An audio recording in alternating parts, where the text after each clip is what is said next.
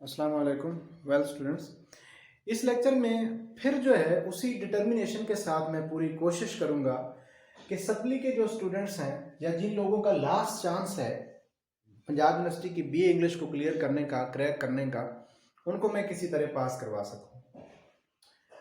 Let's start our today's topic. Students, जो poem वाला question है जहां से पेपर शुरू होता है कि स्टेंजा को कैसे अटेम्प्ट करना है, इतनी ढेर सारी पोएम्स हैं, लेकिन ये याद रखें कि जो इम्पोर्टेंट पोएम्स हैं उन पे मैं ऑलरेडी अपने चैनल पे बीए इंग्लिश पे लेक्चर्स बना चुका हूँ। जो क्रिटिकल क्वेश्चंस हैं पोएम के वो भी मैं डिस्कस कर चुका हूँ, और explain with reference to context इस क्वेश्चन को भी हम डील कर चुके हैं। लिहाजा इस मुख्तसर वीडियो में हम फिर से इस अज़्म और इस डिटर्मिनेशन के साथ कि किसी न किसी तरह जो है क्योंकि मैं अच्छी तरह इस चीज़ से गुजरा भी हूँ, इस चीज़ को जानता भी हूँ कि कुछ लोग जो है वो जॉब कर रहे होते हैं, अपने मसाइल में फंसे होते हैं, उनके पास इतना टाइम ही नहीं होता कि वो इस काम को कर सकें, आसानी के साथ जो है वो बीए की इंग्लिश को पास कर सकें। तो इन फीलिंग्स के साथ जो है, इन जज्बात के साथ for the sake of God मैं ये काम कर रहा हूँ। हाँ, एक बात मैं ज़रूर करूँगा कि अगर मैं ये डिज़र्व करता हूँ, मेरी जो एफर्ट है, कोशिश है, डिज़र्व कर रहा हूँ, तो फिर आप मेरे चैनल को ज़रूर सब्सक्राइब करें। मैं for the sake of God कर रहा हूँ, और नेकी जो है मेरा ये ईमान है, and I believe in it कि नेकी कभी रायगा नहीं जाती है। So let's start our today's topic. Student, question number 1 जो है explain with reference to context जो है, इसको कैसे आपने अटेम्प्ट करना है पेपर में, इसकी क्या स्किल्स हैं, क्या टेक्निक्स हैं, लेट्स सी। तो इस क्वेश्चन में 3 चीजें जो है वो पूछी जाती हैं, एक्सप्लेन, रेफरेंस और कॉन्टेक्स्ट। 3 चीजें, यानी कि इस क्वेश्चन की 3 हेडिंग जो है वो आपने बनानी है। फर्स्ट हेडिंग क्या होनी चाहिए, और सिर्फ इंपॉर्टेंट क्वेश्चन, अभी आपके पास जो है एग्जाम शुरू होने वाले हैं तो इतना टाइम ही नहीं है। अगर आप इस शॉर्ट पीरियड में, शॉर्ट स्पैन में पास करना चाहते हैं तो आप खुदारा पूरे सिलेबस को कवर करने की कोशिश मत कीजिएगा। सिर्फ जो सिलेक्टेड कोर्स है और बड़े वैलिड पॉइंट्स के साथ मैंने एक लेक्चर में डिस्कस किया हुआ है, सप्ली का जो सिलेबस है, आप सिर्फ वही पोएम्स, वही कोर्स कवर करें बड़े अच्छे तरीके से, बड़े रिमार्केबल आउटस्टैंडिंग मार्क्स के साथ आप इसको क्लियर कर सकते हैं। तो ये वाला क्वेश्चन जो है आपने कैसे करना है, इसकी तरफ आए। सबसे पहले आप रेफरेंस की हेडिंग दें, और इतनी ज्यादा पोएम्स आप प्रिपेयर ना करें क्योंकि आपके पास बहुत कम टाइम है। शॉर्ट पोएम्स करें और अच्छे तरीके से करें। अच्छे तरीके का मतलब है कि उनके राइटर का, पोएट का जो नाम है वो आपको आना चाहिए, पोएम का पता होना चाहिए, ये लाइन्स कहाँ से दी गई हैं। तो सबसे पहले आपने रेफरेंस की हेडिंग देनी है, और इसमें लिखना क्या है, आपने ऐसे लिखना है कि these lines have been taken from the poem new year resolutions.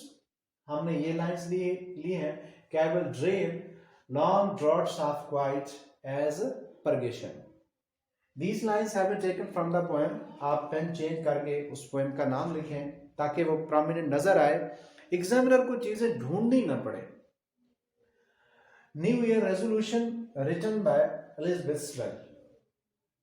यहाँ पे आपके मार्क्स कंफर्म हो गए, और एग्जामिनर को ये बात भी जो है वो उसका ज़हन में आ जाती है कि यार इस बंदे ने जो है, इस स्टूडेंट ने टेक्स्ट पढ़ा हुआ है, इसने पोएम पढ़ी हुई है, तभी तो इसने जो है पोएम का नाम भी सही लिखा, और जो पोएट है उसका नाम भी उसने सही लिखा। बड़ा वैलिड पॉइंट है ये, आप इसके मार्क्स सिक्योर करने के लिए। 20 नंबर का क्वेश्चन है जिसमें से 7 मार्क्स दिए हैं। मेथड और स्किल बेस्ड पेपर आपने अटेम्प्ट करना है। फिर आपने क्या करना है कि कॉन्टेक्स्ट की हेडिंग देनी है। कॉन्टेक्स्ट कहते हैं बैकग्राउंड को। स्टूडेंट, कॉन्टेक्स्ट का मतलब क्या है इस पोएम्स के हवाले से? कॉन्टेक्स्ट में आपने ये लिखना होता है कि ये लाइंस जो हैं वो पोएम के किस हिस्से से ली गई हैं। ये पोएम के स्टार्ट से ली गई हैं, मिड से ली गई हैं, एंड से ली गई हैं। अगर आपको ये जहन में ना हो कि ये पोएम के किस हिस्से से ली गई हैं, फिर तो आप जनरल एक स्टेटमेंट लिखें जैसा कि हमने लिखा हुआ है, ठीक है, इनकी इंपॉर्टेंस बताने के लिए। और दूसरा पॉइंट आपने क्या लिखना होता है, कॉन्टेक्स्ट में आपने जो मैसेज पोएट ने कन्वे किया है वो आपने लिखना होता है लेकिन। लेकिन ईच एंड एवरी पॉइंट आपने नहीं लिखना होता है। जो मेन पॉइंट्स हैं, जो मैसेज कन्वे किया है, जो पॉइंट कहना चाहता है उस पोएम में, वो आपने डिस्क्राइब करना है। लेकिन each and every word and each and every point आपने नहीं लिखना है, अदरवाइज ये बहुत लेंथी हो जाएगा और इतनी ज़रूरत नहीं होती है। इंपॉर्टेंट पॉइंट्स लिखने होते हैं। तो देखिए अब कॉन्टेक्स्ट में हमने लिखा कि these lines are the body and soul of the poem. ये इस जो पोएम है इसका रूह की हैसियत रखती है ये लाइंस। अगर हमें याद हो कि these lines are taken from the first stanza of the poem, these lines are the first stanza of the poem, या this is the first stanza of the poem, ऐसे हम इसको लिख सकते हैं। अगर वो याद नहीं है तो जनरल स्टेटमेंट, जनरल सेंटेंस हमने लिखा कि these lines are the body and soul of the poem, full stop. In this poem, the poetess makes some decision in the beginning of the new year. अब इसमें जो poetess है वो क्या करती है कि कुछ डिसीजन मेकिंग करती है, कुछ स्कीम करती है, कुछ प्लान करती है कि in this poem the poetess make some decision in the beginning of new year. New year के स्टार्ट में वो कुछ डिसीजन लेती है, कुछ डिटर्मिनेशन, कुछ मिशन, कुछ टारगेट अपने सामने रखती है। She says that she will remain quiet. पहला उसका डिसीजन क्या है, क्या उसका डिटर्मिनेशन है, इरादा क्या है, उसका रेजोल्यूशन क्या है? पहला कि she will remain quiet and will think about। ये क्वाइट दूसरा खामोशी वाला है, QUIET, वो बिल्कुल वाला नहीं है, QUIET वाला है। पहला उसका डिसीजन क्या है कि she will remain quiet, वो खामोश रहेगी, and will think about the purpose of her creation, और अपनी तख्लीक का जो मकसद है उसके बारे में सोचेगी कि मुझे क्यों अल्लाह ताला ने जो तख्लीक किया, मेरी तख्लीक का मकसद क्या है, what is the purpose of my creation, why God created me.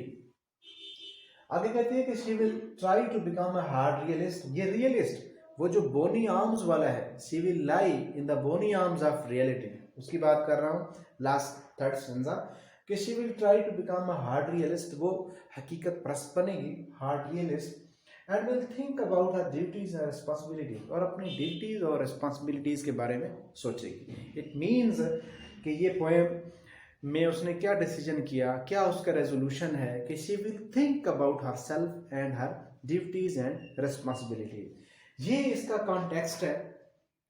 Skill मैंने आपको बता दी, मेथड बता दिया। अब किसी भी पोएम में से आए तो आपने क्या लिखना होगा कि कॉन्टेक्स्ट में ये लिखना है कि इसमें पोएट ने जो है वो क्या मैसेज कन्वे किया, क्या कहना चाहता है, लेकिन आपने मेन पॉइंट्स लिखने हैं। अब आते हैं इसकी एक्सप्लेनेशन की तरफ। एक्सप्लेनेशन में स्टूडेंट्स आपने सिर्फ उन्हीं लाइंस को आपने लिखना है, उन्हीं को एक्सप्लेन करना है जो गिवन लाइंस है। इसमें ऐसे नहीं करना कि आपने समरी नहीं लिखनी है। अगर आपने समरी लिखी तो यकीनन 100% जो है आपका आंसर जो है वो क्रॉस होगा। आपने कभी भी एक्सप्लेनेशन में समरी नहीं लिखनी है। दूसरा पॉइंट जो एक मिस्टेक स्टूडेंट्स करते हैं, यार ये एक्सप्लेनेशन के स्पेलिंग सही कर ले। एक्सप्लेन के स्पेलिंग है EXPLAIN, एक्सप्लेन। जब आप एक्सप्लेनेशन लिखते हैं तो फिर स्पेलिंग EXPLA, इसमें आई आता है, इसमें आई नहीं आता है, यहाँ पे सर्कल हो जाता है, फिर एक गलती आपकी खाम खाम में निकल आती है। एक्सप्लेनेशन में आपने क्या लिखना है, कोई समरी नहीं लिखनी, कोई क्रिटिकल पॉइंट नहीं लिखना। Explanation should be very brief. इसमें आपने एग्जांपल्स नहीं देनी होती हैं, आपने एक्सप्लेन करना है, सिर्फ और सिर्फ मुख्तसरन एक्सप्लेन करना है। उन्हीं लाइंस को आपने आसान इंग्लिश में लिखना होता है। आपने ऐसे नहीं है कि आप वही समरी, आपने जिस तरह कहा जाता है स्टूडेंट्स को कि जी आप समरी याद कर ले तो explain with reference to context वाला क्वेश्चन आपका हो जाएगा। साथ अगर ये भी बता दें खुदारा कि जी आपने एक्सप्लेनेशन में लिखना क्या है, तो बहुत सारे स्टूडेंट्स जो है आपके सिर्फ ये बात बताने से, ये स्किल बताने से, ये एक सेंटेंस बताने से आसानी के साथ इस क्वेश्चन को टैकल कर सकते हैं, एग्जाम पास कर सकते हैं। अब एक्सप्लेनेशन में आपने क्या लिखना है, सिर्फ और सिर्फ उन्हीं लाइन को आपने आसान इंग्लिश में लिखना है। अब देखते हैं ये क्या है कि I will drain long draughts of quite. इसका मतलब है कि मैं ज्यादा टाइम जो है, ड्रॉट्स कहते हैं घूंट नहीं होता जिस तरह हम पानी का घूंट पीते हैं, कि मैं खामोशी को पीऊंगी। इट मीन्स कि मैं ज्यादा टाइम जो है, इस हाल वो ये रेजोल्यूशन कर रही है, इरादा कर रही है कि आई विल रिमेन क्वाइट, मैं खामोश रहूंगी, एज प्रगेशन, क्यों खामोश रहूंगी, कि मैं खामोश रहूंगी, and I will think about myself, अपने बारे में सोचूंगी, she wants to make herself purify, वो अपने आप को प्योर करना चाहती है, अपने बारे में वो सोचना चाहती है। और जब अपने बारे में बंदा सोचना शुरू कर देता है तो ऑटोमेटिकली खामोश हो जाता है।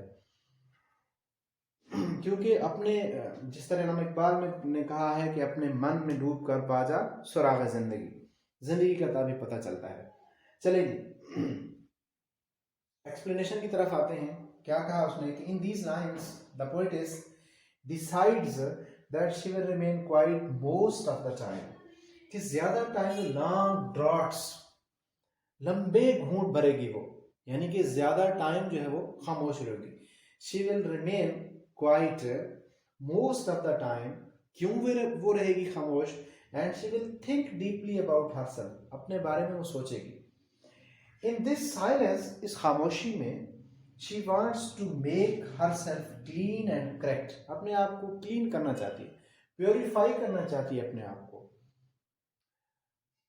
She wants to purify herself, अपने आप को प्योरीफाई करना चाहती है। किस साइलेंस में, इस खामोशी के अंदर जो है वो she wants to make herself correct, वो अपने पास्ट को, अपनी मिस्टेक्स को वो देखना चाहती है। किस शीशे में, किस आईने में, in the mirror of reality, reality में, खामोशी में वो अपने आप को क्या करना चाहती है, प्रगेशन करना चाहती है, प्योर करना चाहती है अपने आप को। She wants to make herself correct, purify करना चाहती है। तो स्टूडेंट्स ये वाली लाइन जो है 3 स्टेंजास हैं, बड़ी शॉर्ट सी पोएम है एलिजाबेथ वेल की, इंपॉर्टेंट पोएम है ये। इस पोएम को आप ज़रूर जो है वो explain with reference to context के हवाले से आपने तैयार करना है। स्किल्स मैंने ओवरऑल आपको बता दी हैं। आप कोई भी स्टेंजा आए तो रिस्पेक्टेड सर आपने उसको 3 में डिवाइड करना है। और प्लीज़ मैं फिर आपसे गुजारिश कर रहा हूँ कि जितना टाइम अब आपके पास बाकी है, आप वो कुछ ज़्यादा जो है लंबा हाथ मारने की कोशिश न करना। मुख्तसरन कोर्स और आपकी आसानी के लिए मैंने स्पेशली वीडियो बना रखी है। आप जाके लिखें यूट्यूब में सप्ली BA इंग्लिश, तो पहली या दूसरी वीडियो जो मेरी आएगी उसमें आप देखें। सिलेबस मैंने डिस्कस कर रखा है कि सप्ली के लिए आपने कौन कौन सी पोएम्स, कौन कौन सी शॉर्ट स्टोरीज आपने प्रिपेयर करनी है, तो वहां से आप मदद लें और वही वाली पोएम करें। लंबा चौड़ा अगर आप सारा सिलेबस कवर करेंगे तो कोई भी चीज़ प्रिपेयर नहीं कर पाएंगे। और ये वाला जहाँ तक क्वेश्चन है, कोई भी स्टेंजा आए तो आपने उसको 3 में डिवाइड करना है, रेफरेंस लिखना है। अगर आप वो मुख्तसरन कोर्स करते हैं तो आपको आसानी के साथ पोएम भी याद रहेंगी और जो पोइट के नेम्स हैं वो भी याद रहेंगे। इसके बाद कॉन्टेक्स्ट में आपने क्या लिखना है मैं बारहा डिस्कस कर चुका। एक्सप्लेनेशन में आपने डियर स्टूडेंट्स आपने क्या लिखना है, एक्सप्लेनेशन में कोई समरी वगैरह नहीं लिखनी, इधर उधर की बात नहीं लिखनी है। आपने यही वाले जो लाइंस दी हुई हैं इन्हीं को आपने ज़रा आसान इंग्लिश में लिखना है। मिलते हैं नेक्स्ट लेक्चर में। Thank you so much.